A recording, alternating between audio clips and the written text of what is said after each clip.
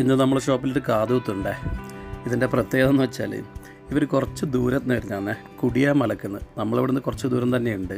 അപ്പോൾ നമ്മളെ വീഡിയോ കണ്ട് മാത്രം വന്നതാണ്. അപ്പോൾ നമ്മളെ ശാലിനി കാതുകുത്താനുള്ള പരിപാടികളും തുടങ്ങി. അതിനിടയിൽ നിങ്ങൾ ഈ കുഞ്ഞുമോനെ കണ്ട ഓനൊന്ന് നോട്ട് ചെയ്തേ. ഇതേ കുഞ്ഞു ബാവേൻ്റെ ഏട്ടനാണ് അയാൾ. അപ്പോൾ ശാലിനി ഇതാ കാതുകുത്താൻ വേണ്ടി ഗണ്ണല റെഡിയാക്കി. അപ്പോൾ കാതുകുത്തലാന്നേ. ഇതാ കുട്ടി അനങ്ങാണ്ട് നിന്ന് കേട്ടാ, ഭാഗ്യത്തിന് പഠിച്ചിട്ടൊന്നുമില്ല. ഇതാ കാതുകുത്തി കഴിഞ്ഞ് കുട്ടി കരച്ചിൽ തുടങ്ങിയേ. ഇനിയാണ് കളി.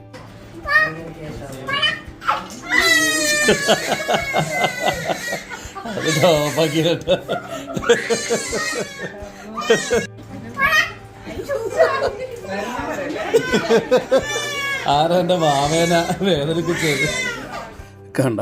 ആ കുഞ്ഞു മോൻ്റെ സങ്കടം കണ്ട.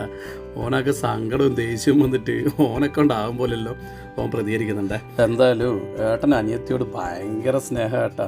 അതൊന്ന് കരഞ്ഞപ്പോൾ അതിനൊന്ന് കരയിപ്പിച്ചത് നമ്മൾ ശാലിനിയെന്ന് പറഞ്ഞപ്പോൾ ശാലിനിയോടുള്ള ദേഷ്യമാണോ കാണിക്കുന്നത്. ഓൻ്റെ ആ നിഷ്കളങ്ക മനസ്സാണ് നമുക്കിവിടെ കാണാൻ പറ്റുന്നത് കേട്ടാ. എത്ര സ്നേഹം ഉണ്ടാകും കുഞ്ഞി മനസ്സിൽ. ഇതാ മോനെ കണ്ട, ആ കാതുകുത്തിയായിട്ട് ഗണ്ണെടുത്ത് ഒളിപ്പിച്ച് വെച്ച ആള്. ആ ഗണ്ണ് കിട്ടാൻ വേണ്ടി ശരിക്കും നമ്മൾ കഷ്ടപ്പെട്ടു കേട്ടാ.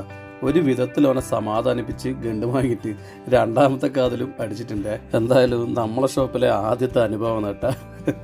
ഇത്ര സ്നേഹമുള്ള ഒരു ഏട്ടൻ കൂടെ വന്നിട്ടുള്ള കാതുകുത്തൽ ആദ്യമായിട്ടാണ് ഉണ്ടായേ.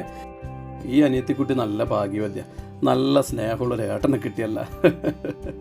നമ്മളെ നാട്ടിലെ എല്ലാ കാതുകുത്തും നമ്മളാണ് ചെയ്യൽ. ഇപ്പം നമ്മളെ നാടിന് പുറത്തുള്ള കാതുകുത്തും നമ്മൾ ചെയ്യാൻ തുടങ്ങിയതിൽ വളരെയധികം സന്തോഷം. ഇത്ര ദൂരത്തുനിന്ന് നമ്മളെ തേടി വരിക എന്നുള്ളതുണ്ടല്ല, സത്യം പറയല്ല, നമുക്ക് ഇതിലും വലിയൊരു അംഗീകാരം വേറെ കിട്ടാനില്ല എന്നാണ് എനിക്ക് തോന്നുന്നത്.